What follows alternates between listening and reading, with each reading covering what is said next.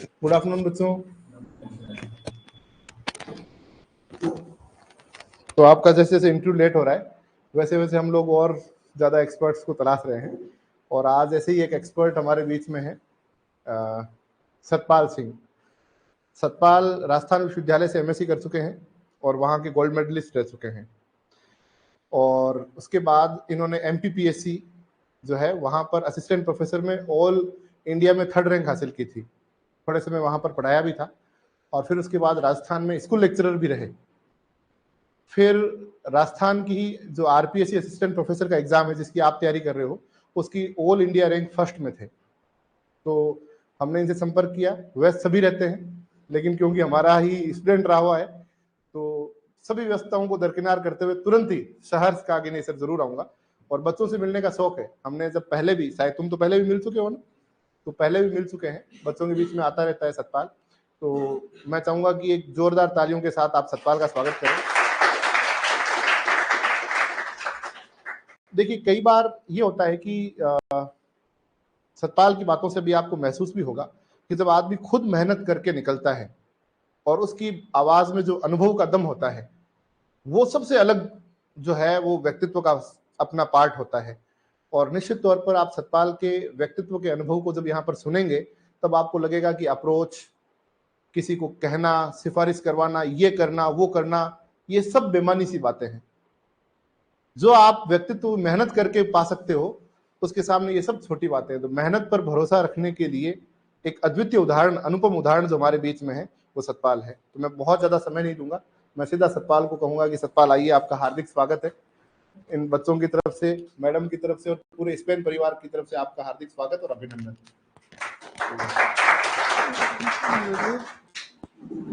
आप जिस कंफर्ट महसूस करो सतपाल, ठीक है? बिल्कुल बैठना हो बैठ के, खड़ा रहना ऐसे करे रखिए। बहुत बहुत धन्यवाद सर। जो भी इंटरव्यू के लिए क्वालिफाई हुए हैं उनको बहुत बहुत शुभकामनाएं। तो पहले मैं इंटरव्यू का थोड़ा सा बता देता हूँ क्या वहाँ क्या क्या होता है और किस हिसाब से जाना है।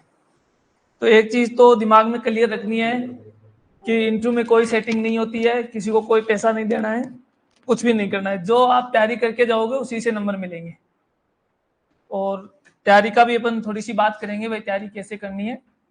देखो वहाँ का सिंपल चीज़ें, पहले वहाँ होता क्या है, पहले आपको सबको बैठा देंगे एक रूम में, वहाँ पर आपके सारे डॉक्यूमेंट चेक होंगे।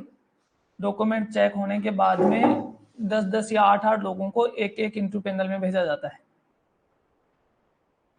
इंटरव्यू पैनल में जब आप जाओगे तो नॉर्मल से बोलना है कि भाई अपन अंदर आ सकते हैं, मे आई कम इन सर, जो भी आप लैंग्वेज यूज करो। उसके बाद में वहाँ पर एक टेबल और कुर्सी लगी होगी, तो नॉर्मली सामने की तरफ टेबल लगी रहती है। तो सिंपल एकदम ऐसे रिलैक्स होके बैठना है।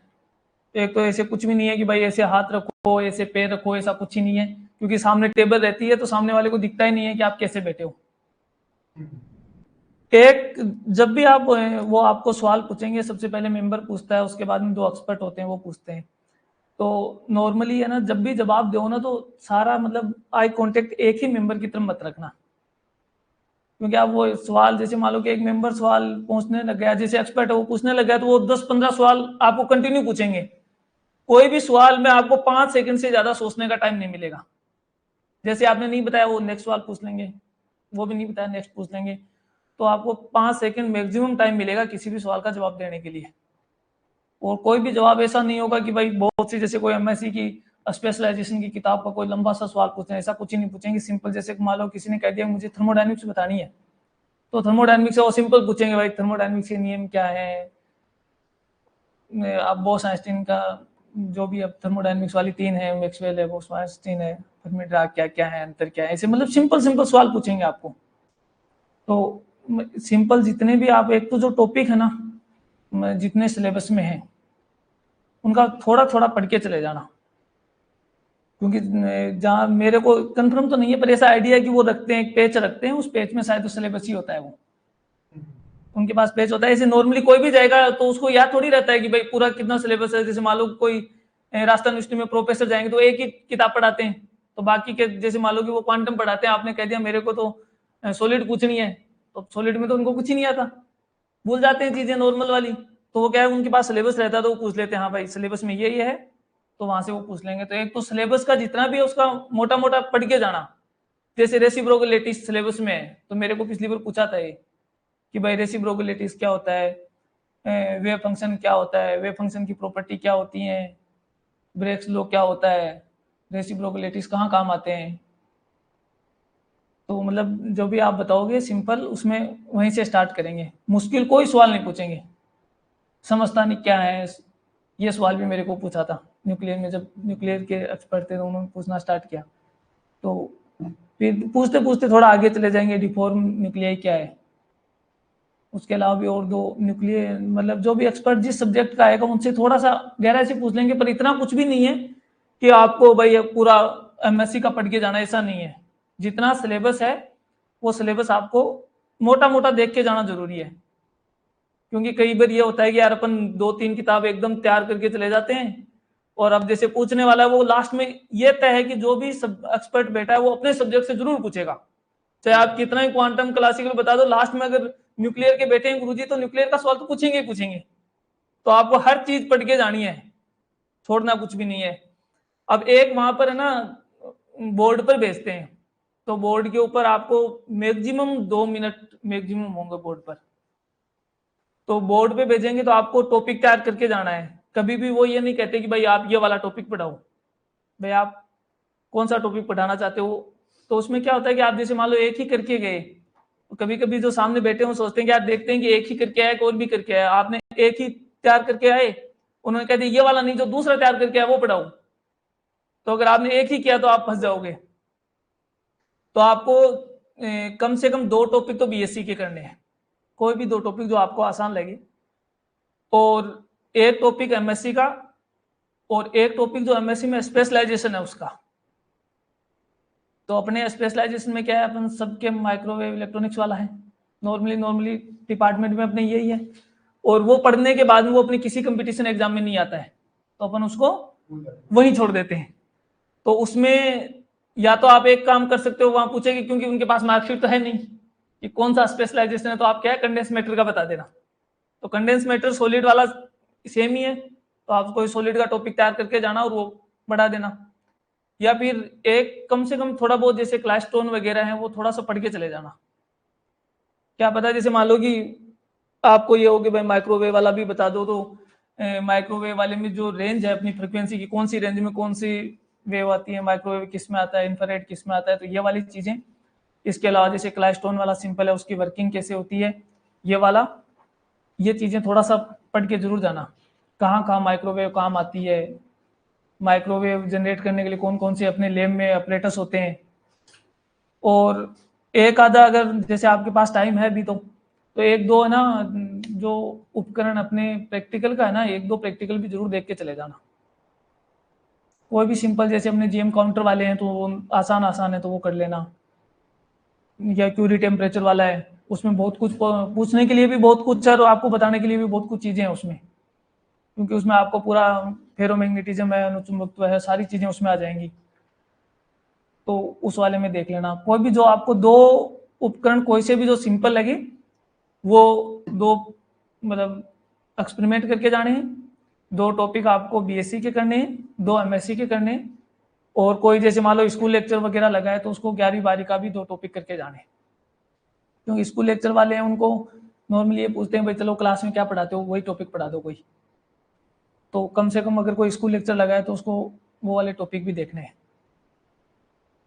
अब आप बीएससी में क्या करके जाओगे वो तो आपकी इच्छा है, मैं क्या क्या करके गया था वो मैं बता देता हूँ। मैं एक तो बोर का मॉडल करके गया था। बोर का मॉडल करने का तात्पर्य ये था कि वो 11वीं-12वीं में भी है, वो बीएससी में भी, और एमएससी में अपन एटॉमिक पढ़ते हैं तो उसमें भी आता है, तो मुझको ये सबसे ठीक है, अगर किसी भी क्लास में पूछेंगे तो हर में चलेगा ये, तो बोर का मॉडल करके चला गया। इसके अलावा एक अपने जो 1D बॉक्स वाला है वो भी मैं पढ़ के गया था, भाई 1D बॉक्स में क्या है, एक थोड़ा सुपर कंडक्टिविटी का पढ़ के गया था कि भाई बेसिक सुपर कंडक्टिविटी जैसे मान लो सॉलिड वगैरह में कोई हो उसमें। एमएससी में एक क्लाइस्ट्रॉन की वर्किंग पढ़ के गया था कि कैसे माइक्रोवेव क्लाइस्ट्रॉन से अपन जनरेट करते हैं। इसके अलावा एक जो रिफ्रैक्टिव इंडेक्स और वो निकालते हैं माइक्रोवेव में, ऑपरेटर से एक है अपने है ना, लैब में। तो एक वो भाई अपन माइक्रोवेव का लैब भी थी मेरे पास और माइक्रोवेव का पेपर भी था, तो एक एक्सपेरिमेंट वहाँ से तैयार करके गया था। इसके अलावा बीएससी में तो कोई सा भी एक्सपेरिमेंट कर लेना, ये भी जो अपने ट्रांजिस्टर वगैरह के सिंपल है, फिल्टर है, ट्रांजिस्टर है, नॉर्मल है, जेनर डायोड कर लेना, वो सबसे आसान काम है, क्योंकि जेनर डायोड में उनके पास पूछने के लिए बहुत सी चीजें आ जाएंगी, भाई जेनर डायोड क्या है, क्यों है, कैसे काम आता है, नॉर्मल डायोड से क्या भिन्न है। तो उसमें क्या है, सिंपल क्वेश्चन जिस टॉपिक से बने वो वाला टॉपिक करना है। जैसे आप 1D बॉक्स करके जाओगे तो 1D बॉक्स में आपको कभी वो ना, जैसे वेव फंक्शन लिखते हैं ना अपन, तो वेव फंक्शन के स्ट्रक्चर बनवा सकते हैं, तो वो कह देंगे अगर 1D की बजाय 2D होता तो स्ट्रक्चर कैसी होगी, अगर 3D होगा तो उसमें फिर स्ट्रक्चर कैसी होगी। तो ये सवाल भी आपको, मतलब जितने भी जो भी टॉपिक तैयार करके जाओ उसके आसपास जितना वो सारा पढ़ के जाना है, ठीक है ना। तो टॉपिक का तो ये है। अब नॉर्मल चीज है कि थोड़ा जो भी मेंबर होता है आरपीएससी का वो आपको जनरल नॉलेज पूछते हैं। तो जनरल नॉलेज में एक तो जहां पर आप जन्म हुआ आपका, भैया वो पूछेंगे, भैया वो डायरेक्ट ये नहीं पूछेंगे आप कहाँ के रहने वाले हो, पर उनको वो ये पूछ लेंगे भाई आपकी स्कूलिंग कहाँ से हुई। तो आप स्कूलिंग बताओगे तो आइडिया लग ही जाता है। जैसे मान लो कि कोई सीकर में स्कूलिंग हुई है तो वो सीकर का जनरल नॉलेज पूछ लेंगे। तो आपको अपने डिस्ट्रिक्ट का जीके पढ़ के जाना है, एक जहाँ आपकी एजुकेशन हुई है, जैसे मान लो कोई राजस्थान यूनिवर्सिटी में पढ़ा है तो जयपुर में क्या है देखने के लिए, या जयपुर में कोई भी प्रसिद्ध चीज़ है, कोई प्रसिद्ध मंदिर है, तो जहाँ पर आपकी एजुकेशन हुई है और जो वर्किंग है उनको जहाँ पर वो कार्यरत हैं वो जरूर देख के जाएं। जैसे मैं नीमच में था तो मेरे को पूछा था भाई चित्तौड़गढ़ में क्या प्रसिद्ध है, नीमच में क्या प्रसिद्ध है, वहां पर एक सीमेंट की फैक्ट्री है, उस सीमेंट की फैक्ट्री का क्या नाम है। तो आसपास का थोड़ा सा उसका पढ़ना है। इसके अलावा कोई भी जैसे आपके इलाके के फेमस राजनेता, जैसे मैं सीकर का था, मेरे को पूछा था भाई दो मतलब नेता हुए हैं जो केंद्रीय स्तर पर फेमस रहे हैं सीकर के, कौन कौन से हैं। तो अपने एक तो मैंने वो राष्ट्रपति बनी थी प्रतिभा देव सिंह पाटिल, भैरव सिंह शेखावत थे। ये तो ऐसे सवाल अगर आपके भी कोई हो तो आपको पढ़ के जरूर जाना है। जैसे झुंझुनू के हैं तो मेरी स्कूलिंग वो कॉलेज एजुकेशन झुंझुनू से हुई थी, तो वो पूछा भाई झुंझुनू क्यों प्रसिद्ध है, तो झुंझुनू में हवेलियां खूब सारी हैं, है ना, जीके में पढ़ते हैं, भित्ति चित्रों के लिए प्रसिद्ध है। तो जहां जहां आपकी एजुकेशन हुई है, जहां आपका जन्म हुआ है, ये वाले सारे पढ़ के जाओगे। और इसके अलावा घबराने वाला कुछ भी नहीं है वहां, वो एकदम नॉर्मल आराम से आपको बैठाएंगे, आप घबरा भी जाओगे बीच में तो आपको थोड़ा सा टाइम दे देंगे, हाँ ठीक है रिलैक्स हो और आराम से बताओ। तो और कोई पूछना हो तो आप बता दो।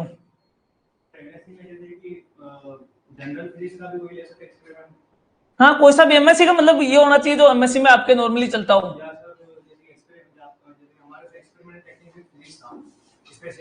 हाँ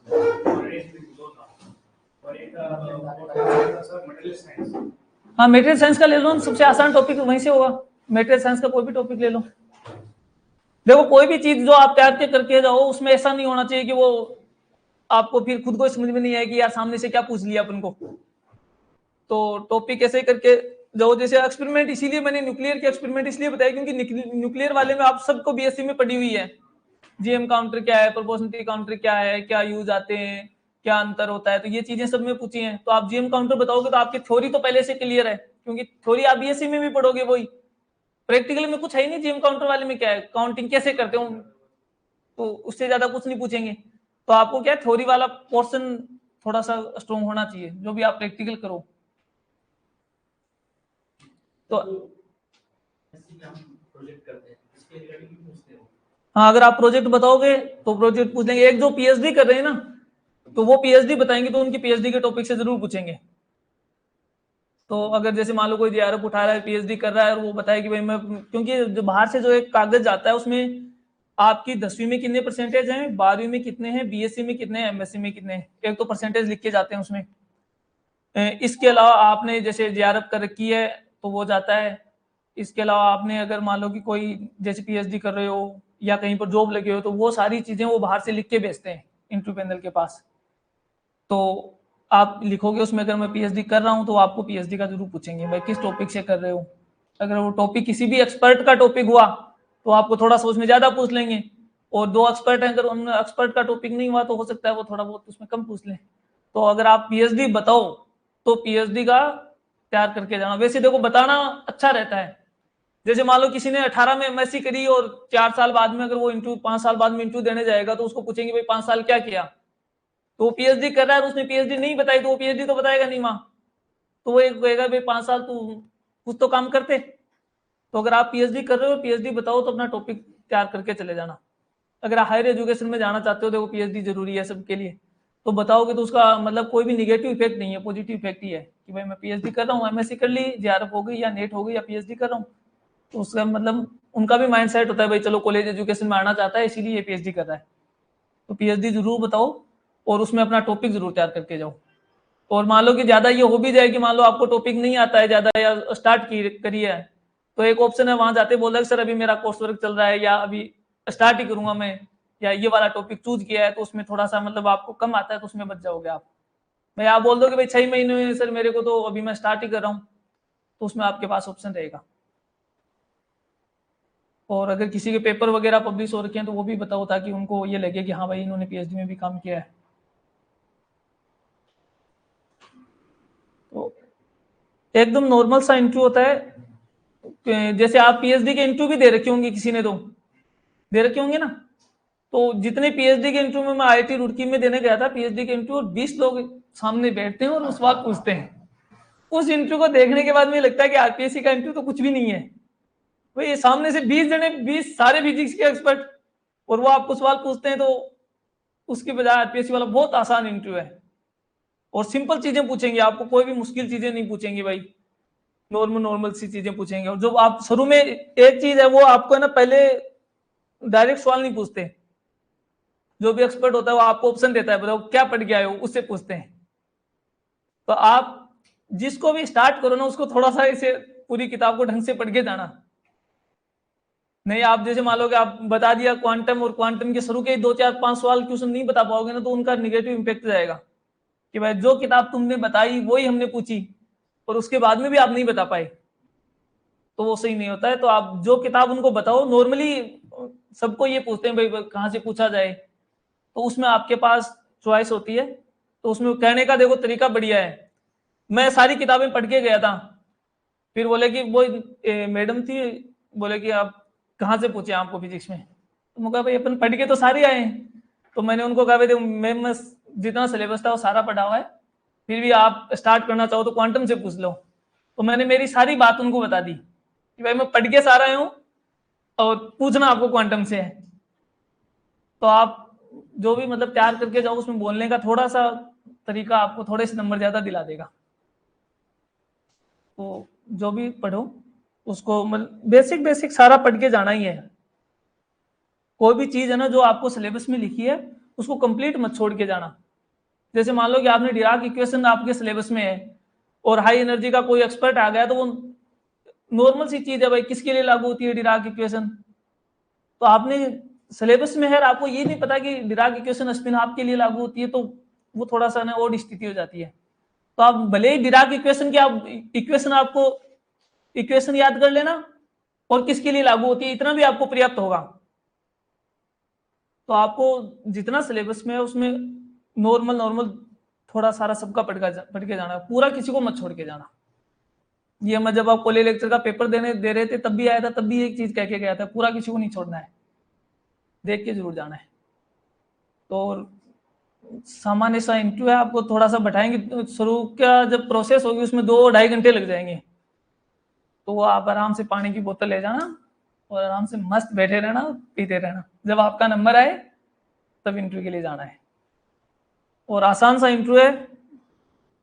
एक चीज और है, जिन्होंने कभी इंटरव्यू नहीं दिया है, जब मैंने तो इंटरव्यू दे रखे थे 8-10 दे लिए थे, तो मेरे को तो थोड़ा आइडिया था और स्कूल में पढ़ा भी रहा था मैं। तो क्या बच्चे पढ़ते रहते हैं तो पढ़ाते हैं तो उनको बोलने की थोड़ी सी प्रैक्टिस और लिखने की प्रैक्टिस हो जाती है। जिन्होंने कभी भी इंटरव्यू नहीं दिया है कहीं भी, मतलब ना कहीं पढ़ाया है और ना कहीं इंटरव्यू दिया, वो कम से कम 2-3-4 मॉक इंटरव्यू जरूर दे लेना, वरना झिझक रह जाएगी। आप वो पूछेंगे ना, हर चीज आपको आ रही है फिर भी आप बोल नहीं पाओगे। तो आप 2-3 मॉक इंटरव्यू दोगे तो उसमें ये हो जाएगा कि भाई ठीक है ऐसे सवाल पूछेंगे, ऐसे स्टार्ट होगा, ऐसे बोलना है। और मॉक इंटरव्यू में आपको बताएंगे भी भाई आपने ये गलती करी, तो आपको गलतियां सुधारने का मौका मिलेगा। एक है ड्रेस क्या पहन के जाने, जानी है, नॉर्मली सभी ये सोचते हैं। तो एक सिंपल है ना शर्ट ऐसा होना चाहिए जो ज्यादा चमकीला नहीं हो, मतलब चुभने वाला नहीं होना चाहिए। तो ब्लैक पैंट और नॉर्मल शर्ट, बिल्कुल व्हाइट पहन लो, या व्हाइट की बजाय जैसे सन ने पहन रखा है थोड़ा सा ऐसे आसमानी कलर का, ऐसे पहन के चले जाना। लड़कियां सलवार सूट पहन के जाती हैं, कई साड़ी भी पहन के जाओ, कोई इशू नहीं है, पर कोई भी कलर पहनो चमकीला, ज्यादा चमकीला कलर नहीं होना चाहिए। नहीं, कोई जरूरत नहीं है। मैं हमारा भी जुलाई में था, हम कोई ब्लेजर टाई कुछ नहीं मान के गए थे। शर्ट इन करके जरूर जाना है ना, पहन के जाते हैं तब भी कोई दिक्कत नहीं है। और गर्मियों में होना है इंटू तो नहीं भी पहन के जाओ तो भी कोई समस्या नहीं है। जैसे आपको रिलैक्स लगे ना वैसे होके जाना है। जूते जरूर पहन के, फॉर्मल वाले जूते पहन के जाना, स्पोर्ट्स शूज मत पहन के जाना, ठीक है। और पूछो, कुछ पूछना हो तो।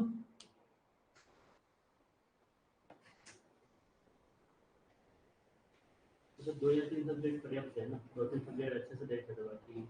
हाँ, बाकी सिलेबस में जितना है वो थोड़ा थोड़ा देख लो। बाकी जो भी, जो दो, एक या दो किताब जो आप बताओ ना उनको, वो अच्छे से तैयार करके जाना है। जो भी किताब आप, चाहे क्लासिकल मैकेनिक्स आपने बता दी तो बहुत सी चीजें हैं उनके पास पूछने के लिए। तो क्लासिकल मैकेनिक्स बताओ तो ये चीज, जैसे क्वांटम भी बताओ तो क्वांटम यहाँ से स्टार्ट करनी है कि क्लासिकल और क्वांटम की जरूरत क्यों पड़ी, क्लासिकल क्वांटम में डिफरेंस क्या है, फिर उसमें लेग्रांजियन न्यूटोनियन मैकेनिक्स है। तो वो सारी चीजें अगर आप क्लासिकल क्वांटम बताओ तो ये सारी चीजें आपको पढ़ के जानी है। इलेक्ट्रॉनिक्स बताएं तो देखो, इलेक्ट्रॉनिक्स बताओ तो इलेक्ट्रॉनिक्स में खूब पढ़ना पड़ेगा आपको। मेरा सबसे वीक सब्जेक्ट इलेक्ट्रॉनिक्स था, तो मैं तो बहुत कम ही सोचता था भाई कोई उससे पूछे। फिर भी इलेक्ट्रॉनिक्स में तो उनके पास आपको transistor, diode, field effect transistor, ये सारी चीजें पूछेंगे। फिर फीडबैक का भी पूछेंगे, पॉजिटिव फीडबैक, निगेटिव फीडबैक, ओपीएमपी। तो आप इलेक्ट्रॉनिक्स बता सकते हो अगर किसी इलेक्ट्रॉनिक स्ट्रॉन्ग है तो, ऐसा कुछ भी नहीं है, पर उतनी तैयारी करके आपको उसकी जानी है। गेट से स्टार्ट होके और आपको ओपीएमपी तक जितनी भी चीज़ें आती हैं इलेक्ट्रॉनिक्स में, तो सारी चीज़ें पढ़ के जानी है। उनकी वर्किंग कैसे होती है, फिल्टर वर्क कैसे करता है, रेक्टिफायर कैसे काम करते हैं,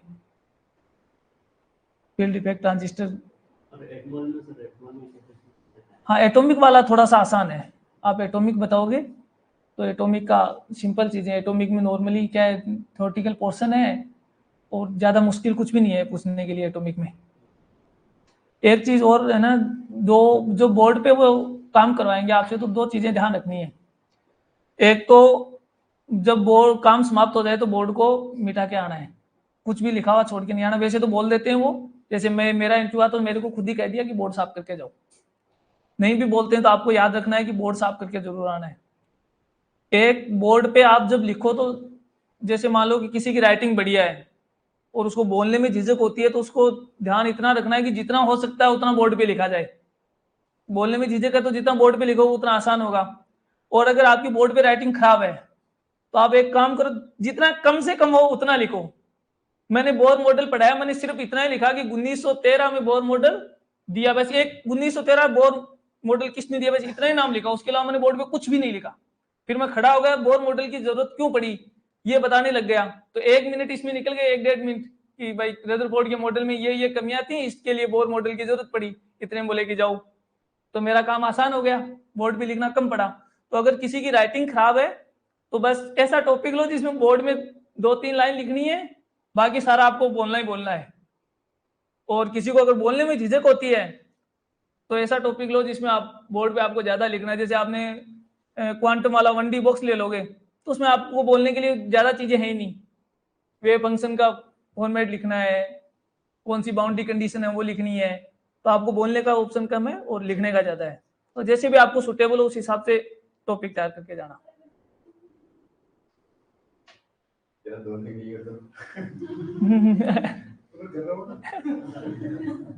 और जिनका भी है ना, एक चीज ध्यान रखनी है, जिनका मतलब हो गया है इंटरव्यू के लिए, तो इंटरव्यू देके जरूर आना, भले फाइनल हो या नहीं हो।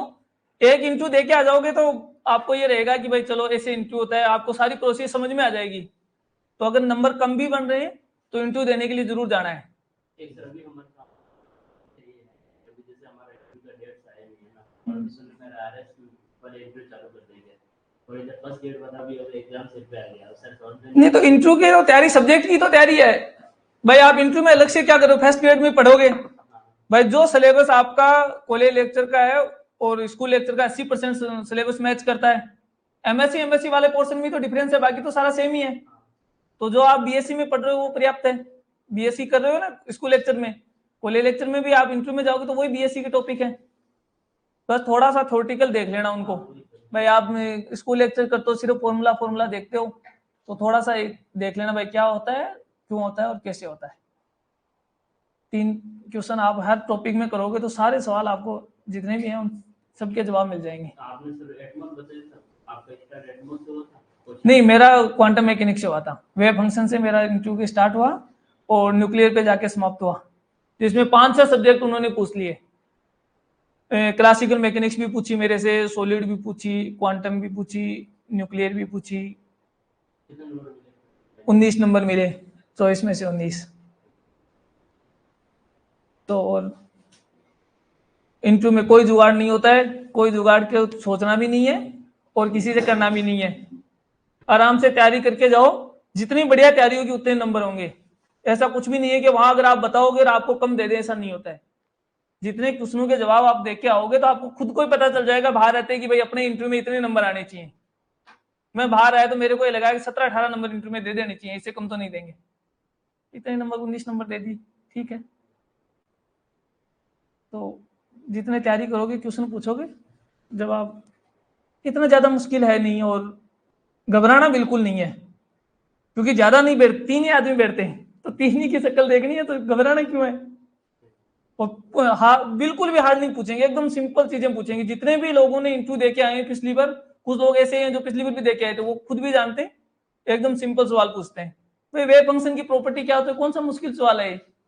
वेव फंक्शन क्या होता है, प्रोबेबिलिटी डेंसिटी क्या होती है, प्रोबेबिलिटी डेंसिटी में क्या डिफरेंस होता है। तो ये तो सिंपल सी चीजें।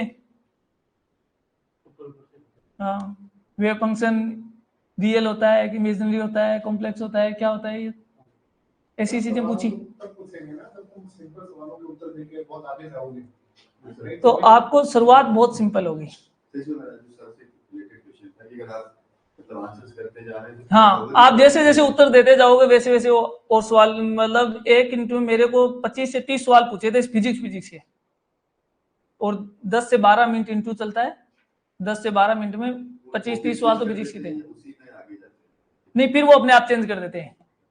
एक बार आपने बताने लग गए, उसके बाद में अपना खुद अपने आप चेंज कर देंगे। जैसे जिस मैडम ने मेरे को क्वांटम स्टार्ट की, उन्होंने आगे जाके सॉलिड पूछी मेरे को, तो वो अपने आप टॉपिक चेंज कर देंगे। इसीलिए मैं कह रहा हूँ कि सारी चीजें पढ़ के जरूर जानी है। और सारी चीजें पढ़ने में क्या, एक किताब का मोटा मोटा पढ़ने में 2 दिन भी नहीं लगेंगे। इंटरव्यू के पर्पज से पढ़ना है तो कितना टाइम लगेगा भाई। आपको फॉर्मूले सारे आपने याद कर रखे हैं, स्कूल लेक्चर का भी दे रहे हो तो फॉर्मूले वैसे भी तैयार हैं, तो आप क्वांटम पढ़ोगे 1 दिन में, क्वांटम पर्याप्त है।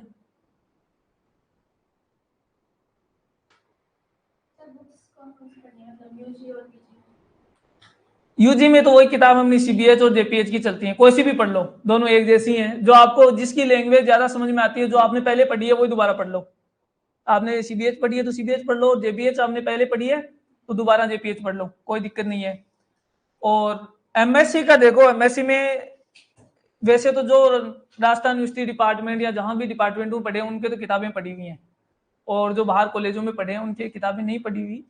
तो क्वांटम में जो जो सिलेबस है उसके टॉपिक किसी भी किताब में देख लो।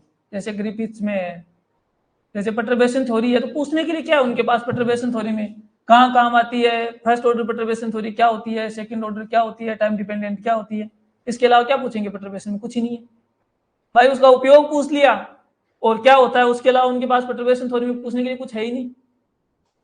तो हर टॉपिक आपको ऐसे ही देखना है कि इस टॉपिक्स में अपने को क्या पूछ सकते हैं। WKB मेथड है, क्या WKB क्या होता है और क्या काम आता है। बस सर, इस दौरान जैसे आंसर दे रहे हैं तो आंसर की लेंथ कैसे रहती है। एक तो पिन पॉइंटेड आंसर देना है, जो आपको पूछा है जवाब सिर्फ उसी का देना है।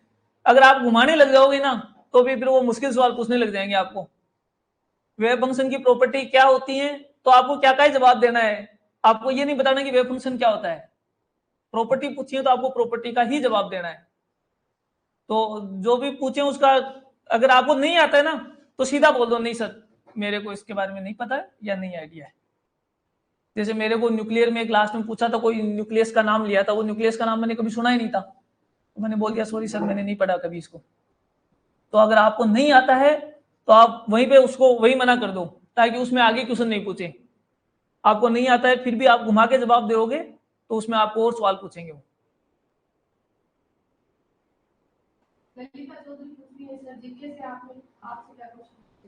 जीके से हमारे जो मेंबर थी वो मैडम थी, तो उन्होंने पहले तो मेरे को सिक्कर से संबंधित सवाल पूछे। भाई एक तो मैंने आपको बताया था कि भाई दो राजनीतिज्ञ हुए जो जिनकी भारतीय राष्ट्रीय स्तर पर जिनकी पहचान थी वो कौन थे।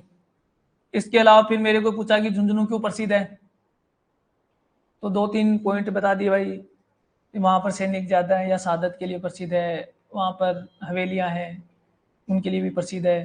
फिर उन्होंने मैडम ने मेरे को वहां से मध्य प्रदेश से रिलेटेड 1-2 क्वेश्चन पूछे जो मैंने आपको बताए थे। और मैं जो भी हाँ मैं एमपी में था इसलिए पूछा भाई चित्तौड़गढ़ क्यों प्रसिद्ध है, तो अफीम के लिए प्रसिद्ध है। इसके अलावा नीमच में और क्या है, तो अपने जो सीआरपीएफ का सेंटर है वहां पर वो सीआरपीएफ का सेंटर है। एक अपनी जो 1857 की क्रांति का संबंधित भी नीमच है तो एक वो है। इसके अलावा एक पूछा था कि वहां पर एक सीमेंट का कारखाना है जिसका जवाब मेरे को नहीं पता था, तो वो एक क्वेश्चन था जो जीके में मेरे को नहीं आया। तो आपको खुद का जिला, एजुकेशन वाला जिला और जहां आपकी जॉब कर रहे हो जॉब वाला, ये तीनों के जीके पढ़ के जाने हैं। देखो जीके पढ़ने के लिए वैसे जीके नहीं पढ़ना जो किताब से, एक है ना जिला दर्शन की किताब आती है आजकल खूब सारी आ रही हैं, तो कोई भी जिला दर्शन की किताब ले लेना 2 किताब, उनमें हर जिले का अलग से दे रखा है, तो आपके जो जो जिले आपसे संबंधित है उन 2 जिले पढ़ जाओ।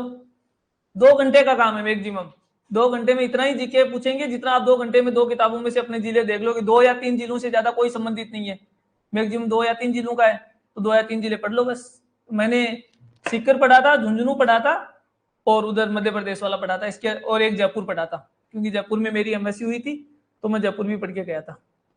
जयपुर से कोई सवाल नहीं पूछा मेरे को, सीकर झुंझुनू और मध्य प्रदेश वाले सवाल ही पूछे। तो इतना ही पढ़ना है, आप मैक्सिमम 2-3 घंटे में जीके पढ़ लोगे, इतना ही है। देखो वैसे तो करंट अफेयर में कोई सवाल अपने से कॉलेज लेक्चर के इंटरव्यू में नहीं पूछे जाते, आरएस वगैरह का इंटरव्यू होता है तो उसमें वो करंट अफेयर से सवाल पूछ लेते हैं। फिर भी अगर आप इंटरव्यू में जाओ तो छोड़ के नहीं जाना है, 5-7 दिन के अखबार हैं वो पढ़ लेना, जो जिस वीक में आपका इंटरव्यू हो उस वीक का अखबार है वो पढ़ लेना, और एक जिस डेट को आपका इंटरव्यू हो उस डेट में अगर कोई स्पेशल घटना वगैरह कुछ हुई हो तो वो डेट का पढ़ लेना। एक चीज ये ध्यान रखनी है, जैसे मान लो कि आप 20 तारीख को इंटरव्यू है, 20 तारीख को कोई स्पेशल घटना कभी हुई है तो वो गूगल पे सर्च कर लेना कि भाई जैसे मान लो कि आपका 20 अप्रैल को इंटरव्यू हुआ तो पूछना 20 अप्रैल क्यों फेमस है, तो उसमें गूगल पे आपको बता देगा कि भाई इस दिन को ये कोई बड़ी घटना हुई है, तो ऐसा कोई हो तो वो देख लेना जरूर। और एक सप्ताह का अखबार पढ़ लेना ज्यादा से ज्यादा, करंट में इससे ज्यादा कुछ भी नहीं पूछेंगे, वैसे पूछते नहीं है नॉर्मली, कोई सवाल नहीं पूछते हैं करंट से, मेरे को पिछली बार एक भी सवाल नहीं पूछा था। फिर भी मान लो कि कोई मेंबर हो जिनको पूछना हो तो आप है ना थोड़ा सा पढ़ लेना भाई क्या चल रहा है 8-10 दिन में, इसके अलावा कोई करंट का कोई सवाल नहीं पूछते। वो इंटरव्यू लेने वाला सामने वाले बच्चे में देखता क्या है, उस बच्चे को 10-20 बच्चों में लगता है। देखो अपना कॉलेज लेक्चर का इंटरव्यू है तो अपने वो ज्ञान देखना प्रमुख चीज है भाई, उनको सब्जेक्ट का नॉलेज कितना है, भाई अपन को काम सब्जेक्ट का नॉलेज ही आना है तो सब्जेक्ट का नॉलेज देखेंगे। सब्जेक्ट का नॉलेज देखने के लिए 2 एक्सपर्ट होते हैं अपने पास, एक मेंबर होते हैं वो आपको जीके पूछते हैं नॉर्मली, और अगर मान लो कोई मेंबर हो साइंस पढ़े हुए हों या अपने ही सब्जेक्ट से रिलेटेड हो सकता है उनसे सवाल भी पूछ लें। बाकी जो एक्सपर्ट होते हैं वो नॉर्मली ज्यादातर सवाल पूछते हैं, मेंबर देखते रहते हैं भाई जवाब कैसे दे रहा है, कितना दे रहा है, क्या दे रहा है। और बोर्ड पे भेजने का सीधा सा मतलब ये होता है कि भाई ये सामने से खड़े होके बोल सकते हैं या नहीं बोल सकते।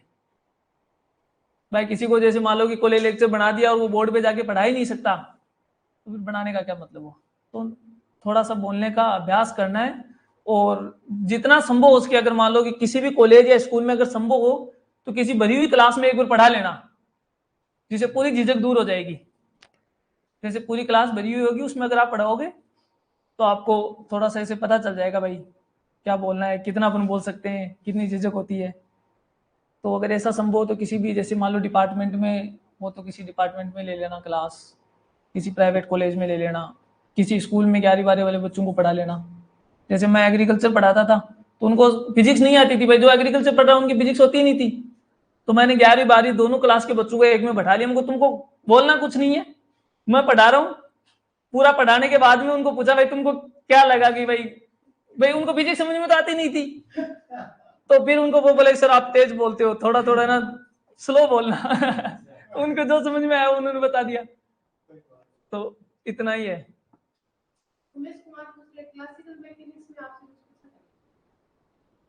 क्लासिकल मैकेनिक्स में मेरे अभी तो कोई ध्यान में नहीं आ रहा है, पर बाकी क्लासिकल मैकेनिक्स में ये चीज जो मैंने आपको बताई थी पढ़ के जरूर जाना। न्यूटोनियन मैकेनिक्स से स्टार्ट करना है, लेग्रांजियन मैकेनिक्स पढ़नी है आपको, हैमिल्टोनियन पढ़ना है। लेग्रांजियन में क्या कमियां थी जो हैमिल्टोनियन की जरूरत पड़ी, डिग्री ऑफ फ्रीडम क्या होता है, डिग्री ऑफ फ्रीडम के 1-2 एग्जांपल जरूर पढ़ के चले जाना। कुछ भी पूछ सकते हैं, जैसे मान लो कि एक पार्टिकल हवा में उड़ रहा है, उसकी डिग्री ऑफ फ्रीडम कितना है, तो आपको थोड़ा सा पढ़ के उसमें जरूर जाना है कि भाई डिग्री ऑफ फ्रीडम क्या होता है। इसके अलावा क्लासिकल मैकेनिक्स में बेसिक चीजें, इनसे अलावा ज्यादा कुछ नहीं पूछेंगे। उसके अलावा मेरा आपको सेंट्रो मास है, मोमेंटम कंजर्वेशन है, एनर्जी कंजर्वेशन का वॉल्यूशन कहाँ होता है, ऐसी कुछ एग्जांपल्स हैं, वो आप चीजें देख लेना। कोलिजन पूछ सकते हैं, मोमेंट ऑफ इनर्शिया पूछ सकते हैं, स्पेशल थ्योरी ऑफ रिलेटिविटी में उनके 2 पोस्टुलेट हैं वो पूछ सकते हैं, कोई फॉर्मूला भी पूछ सकते हैं स्पेशल थ्योरी ऑफ रिलेटिविटी का। तो अगर आप क्लासिकल मैकेनिक्स बताते हो तो ये वाली चीजें जो अपनी किताब क्लासिकल मैकेनिक्स की चलती है ना, एमएससी में, नाम भूल गया मैं, नहीं गोल्डस्टीन नहीं पढ़ के जानी है इनकी लिए। जैसी उपाध्याय वाली किताब पढ़ के चले जाना। जैसी उपाध्याय में ऑलमोस्ट सारा है क्लासिकल मैकेनिक्स का, तो वो पढ़ के चले जाना।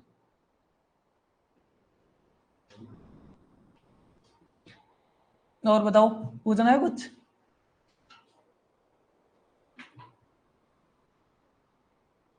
कोई भी मन में डाउट आ रहा हो?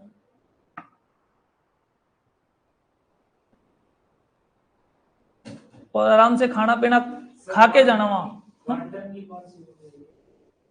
क्वांटम में तो ना बीएससी वाली पढ़ लो, सीबीएच या जेपीएच में एक तो बीएससी पढ़ लो। इसके अलावा ग्रिफिथ्स में या जो जेटली में इंटरव्यू के लिए पूछने वाला कुछ भी नहीं है, उसमें सारे न्यूमेरिकल्स हैं। तो आप पेपर देते हो तो जेटली पढ़ो, इसमें ग्रिफिथ्स में पढ़ लेना।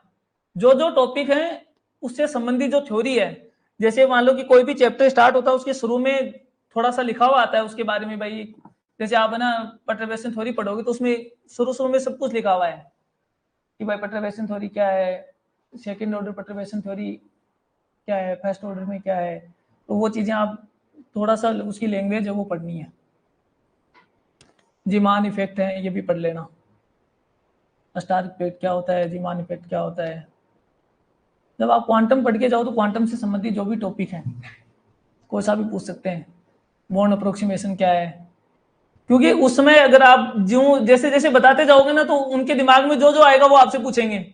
आपने क्वांटम स्टार्ट कर दी तो मान लो कि उन्होंने पहला सवाल ही परटर्बेशन थ्योरी से कर लिया, तो वो आगे परटर्बेशन थ्योरी से आगे चलेंगे, फिर वेव फंक्शन पे नहीं आएंगे वो। तो आपको अगर शुरू में मान लो हल्का सा सवाल पूछ लिया तो हो सकता है परटर्बेशन थ्योरी तक आपका एंट्री समाप्त हो जाए। तो इसलिए थोड़ा सा पढ़ के पूरा जाना है।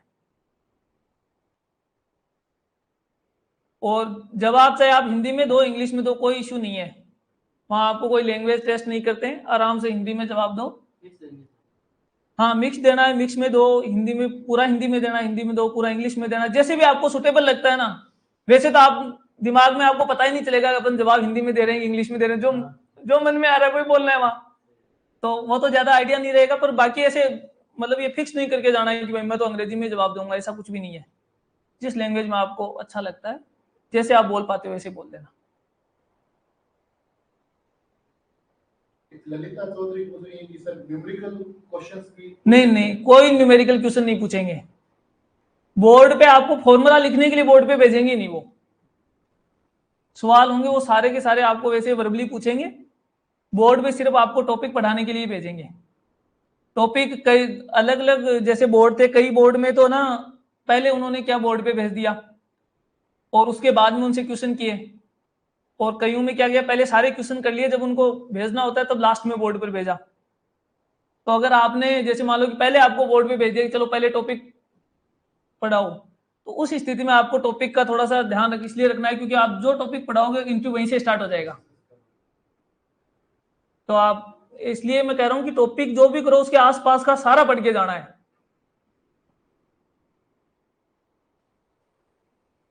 एक जैसे सर आंसर देते हैं तो एक तो जैसे स्माइलिंग फेस से देते हैं, एक ऐसे सीरियस नहीं, उस समय ये देखो, मैं आपको कुछ भी कह दूं स्माइलिंग फेस से दो, चाहे सीरियस होके दो, वहां पर याद रहेगा ही नहीं कि अपन कौन से फेस से उत्तर दे रहे हैं। भाई आपके तो आप उत्तर देने पे दिमाग लगाओगे, अपना चेहरा कैसा है वो थोड़ी दिमाग में आएगा वहां पर।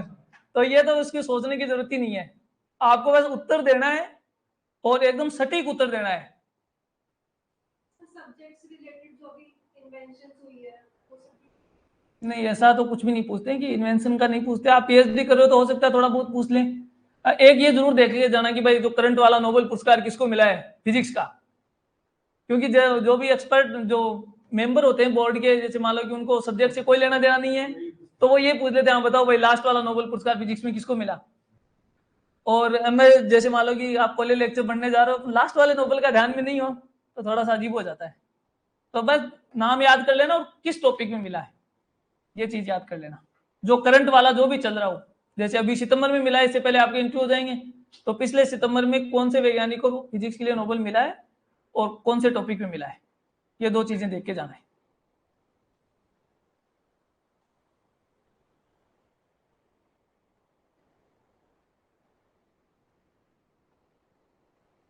एक बच्चों का बहुत ही कॉमन सवाल है, वो बार-बार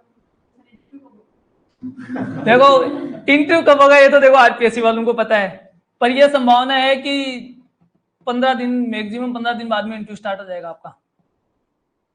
होली के बाद में संभावना है आपका इंटरव्यू स्टार्ट हो जाए फिजिक्स का।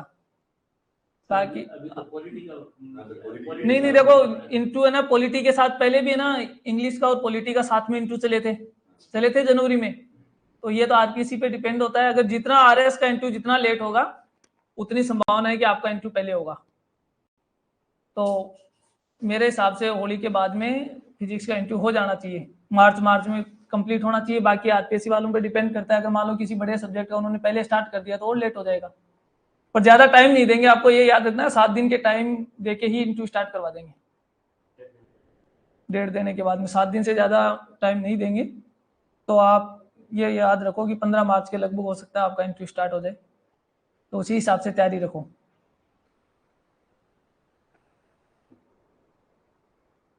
जिस दिन इंटरव्यू की डेट आ जाए उसके बाद में मॉक इंटरव्यू दे लेना, तैयारी पहले से करके रखो। जैसे इंटरव्यू की डेट आए तो 2-3 मॉक इंटरव्यू आराम कम से कम देना जरूरी है।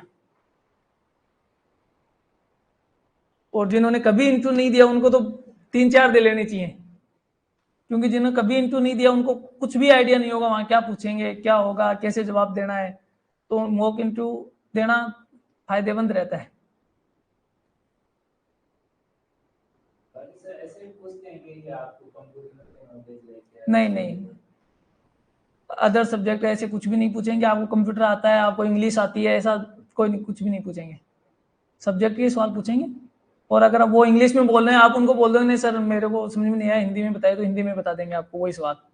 ऐसा भी नहीं है कि वो अंग्रेजी में बोल रहे हैं तो आपको इंग्लिश में ही पूछेंगे, ऐसा नहीं है। आपके हिसाब से इंटरव्यू चलेगा, आप किधर चलाओगे उधर ही चलेगा।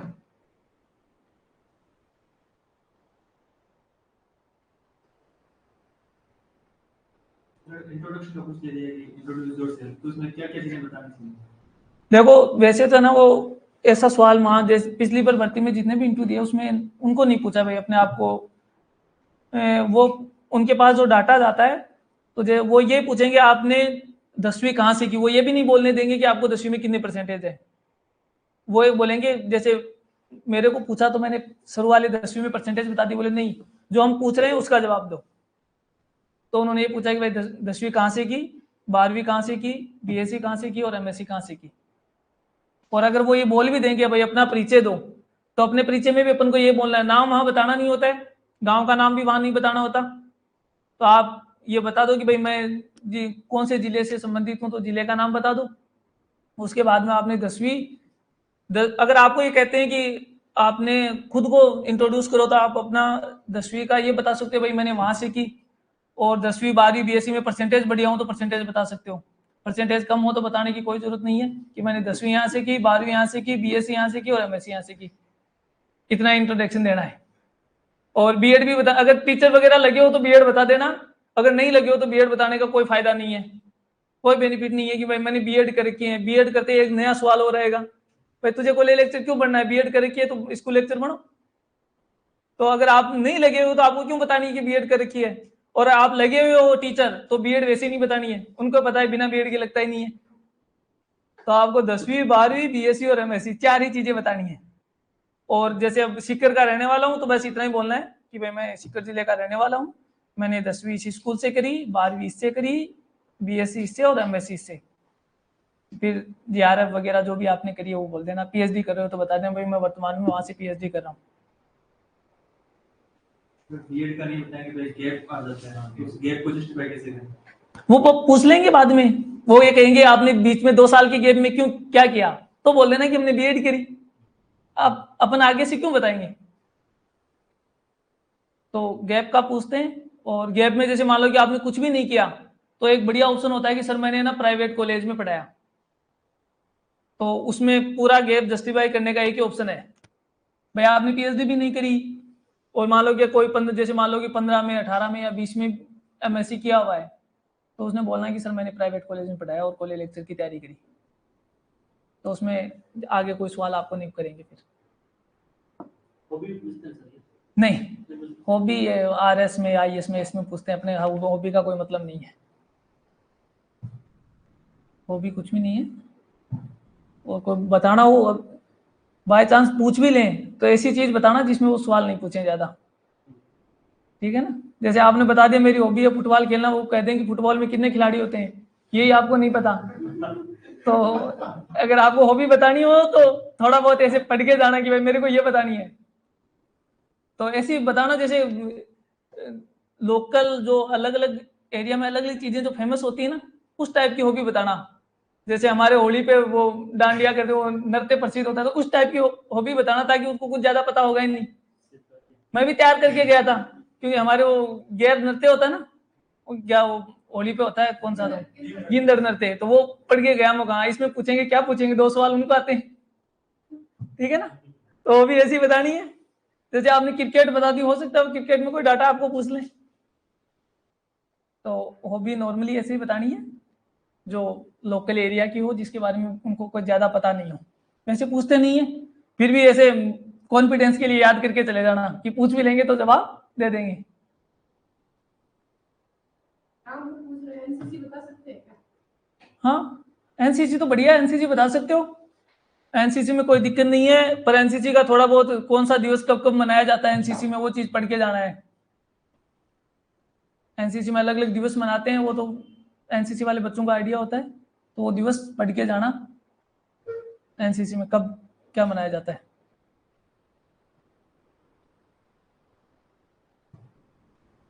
सर हम मतलब पर्टिकुलरली 2 या 3 सब्जेक्ट बताते हैं हमको, तो उनको सारी फिजिक्स ही पूछते हैं, या जैसे आपने तो बोल दिया अभी मैं पढ़ के सब कुछ आया, पर आप नहीं देखो, आप नहीं भी बताओगे ना तो भी, अगर जैसे मान लो कि कोई किसी सब्जेक्ट के एक्सपर्ट हैं तो वो सवाल जरूर पूछेंगे। भाई आप ये इंटरव्यू में जा रहे हो, आप पूरा सिलेबस है, तो आप ये तो कह ही नहीं सकते भाई मतलब एक ही किताब पढ़ के आया, इसके अलावा कुछ नहीं पढ़ के आया। आप ऐसे बोल दोगे तो उसका निगेटिव इंपैक्ट है। बोलने को बोल सकते हो, मान लो कि आप 2 किताब तैयार करके आए, तो अगर जैसे आपको नहीं आ रहा तो आप लास्ट में कह दे दो सर मैं तो 2 किताब पढ़ के आया, तो वो तो बोलने का लास्ट ऑप्शन है जहां इंटरव्यू समाप्त होगा। तो ऐसी स्थिति क्यों हो जब पढ़ सकते हो तो, और नहीं है तो फिर अगर जैसे मान लो कोई नई तैयारी हो रही है, कोई और काम कर रहा है, तो फिर वो लास्ट में वही ऑप्शन है कि आप 1 या 2 किताब अच्छे से तैयार करके जाओ और बता दो कि भाई सर मैंने इसी में से पूछ लो, इतना ही पढ़ा है मैंने, इसलिए।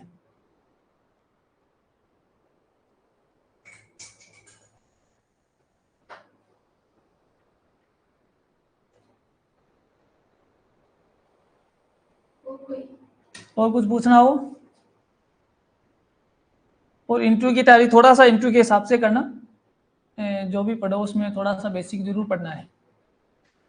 भाई अपन जब भी एग्जाम का पेपर देते हैं तो अपन को पता है कि भाई सारे न्यूमेरिकल आने हैं, तो न्यूमेरिकल को कैसे सोल्व करना है, उतनी ही अपना दिमाग उतना ही काम करता है उस टाइम। लेकिन इसमें थोड़ा सा गहराई से पढ़ना है। जैसे हम थर्मोडायनेमिक्स के नियम की इक्वेशन पढ़ते हैं अपन, इसमें थर्मोडायनेमिक्स के नियम क्या है ये पढ़ना है, ठीक है ना। अब वो पूछेंगे ऊष्मागतिकी का प्रथम नियम बताओ, आप सीधा ही बता दो dq बराबर du, तो कहीं क्या है, ऐसे नहीं बताना है। प्रथम नियम पूछे तो प्रथम नियम की परिभाषा बतानी है, ये चीजें बतानी है ना। समीकरण तो बाद में आती है।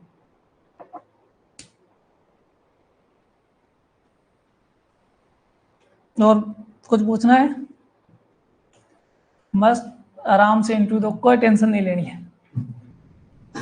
जितनी टेंशन अपने आप होती है उतनी तो होगी, खुद से कोई नहीं लेनी है। और 2-4 मॉक इंटरव्यू दे लेना तो उससे थोड़ा सा रिलैक्स हो ही जाओगे, या कहीं पे पढ़ा लेना थोड़ा बहुत, बाकी कोई ज्यादा दिक्कत नहीं है, ठीक है। ऑल द बेस्ट, अच्छे से इंटरव्यू देना, ठीक।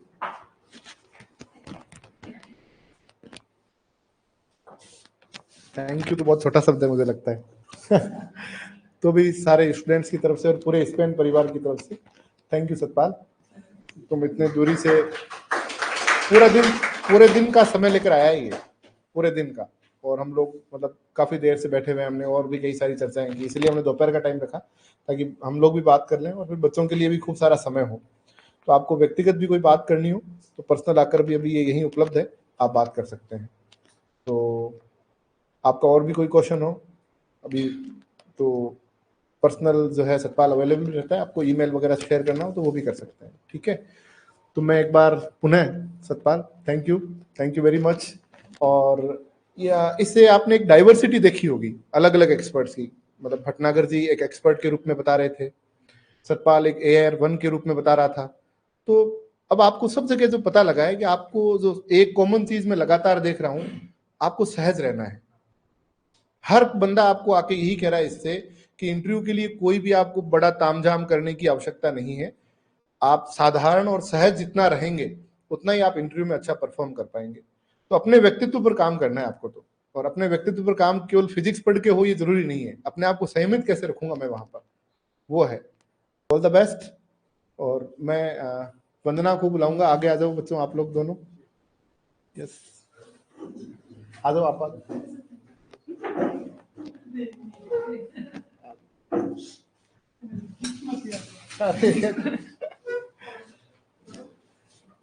आ जाओ बच्चों, इधर आ जाओ, मेरी तरफ आ जाओ, इधर फोटो ले लो बेटा।